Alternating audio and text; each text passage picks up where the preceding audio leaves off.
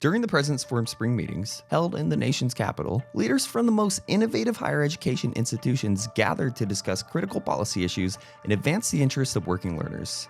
At breakfast, the President's Forum members delved into a comprehensive policy work session, laying the groundwork for the day's agenda and discussing key briefing points. Following the breakfast, members attended a policy briefing with the National Governors Association, where they explore collaborative approaches to higher education policy. At the Senate Hart Office building, Sarah Garcia from the Senate Help Committee majority staff engaged with the forum members on upcoming legislative priorities and challenges.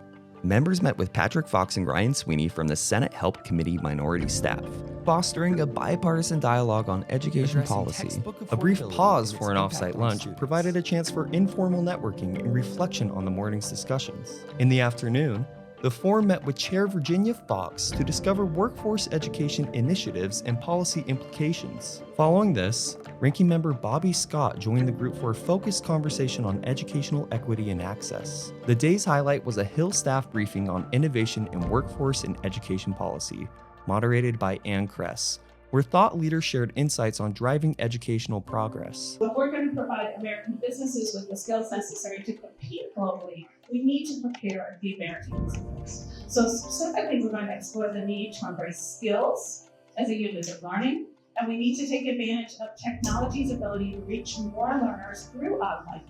We must adopt a lifelong learning mindset, right? That does allow us to reach non-traditional, or I would call them the new traditional learners.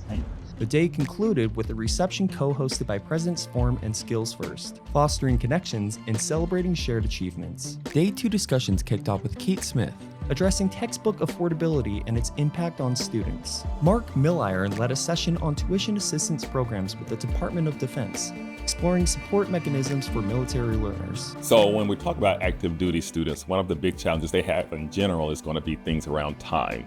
And so being able to work with them and make sure that we can make things work for their schedules is going to be a big part of that.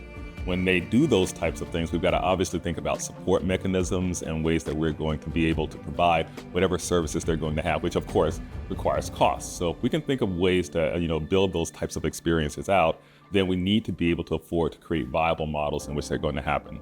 For our active duty students, when they're trying to access these types of things, being able to make sure that the cost is at a level that will support the work that they're trying to do, being able to make sure that they understand what those options are, and being able to make sure that it provides whatever pathways they're trying to move forward is going to be a critical part as we continue to move forward. Undersecretary Caval joined the President's Forum for an in-depth discussion on current federal education policies and their implications. The President's Forum has been actively advocating on behalf of working learners. And for that to be better represented with policy, that does mean that the institutions, those that are driving curriculum design at these institutions, those that are directly supporting these students, they do need to have that voice represented there. And maybe the other thing is, it's also important to have these institutions well represented at other bodies like accreditors, like industry associations, et cetera, to make sure that those institutions are well representing the students that they serve.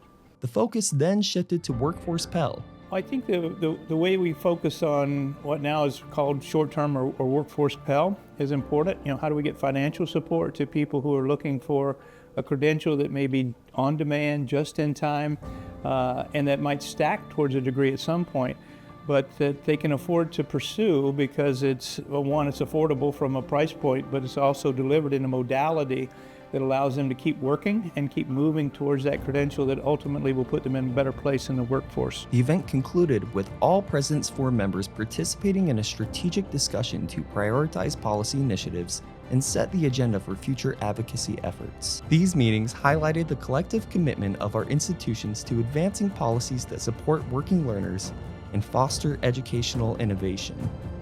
Together, they are shaping the future of higher education.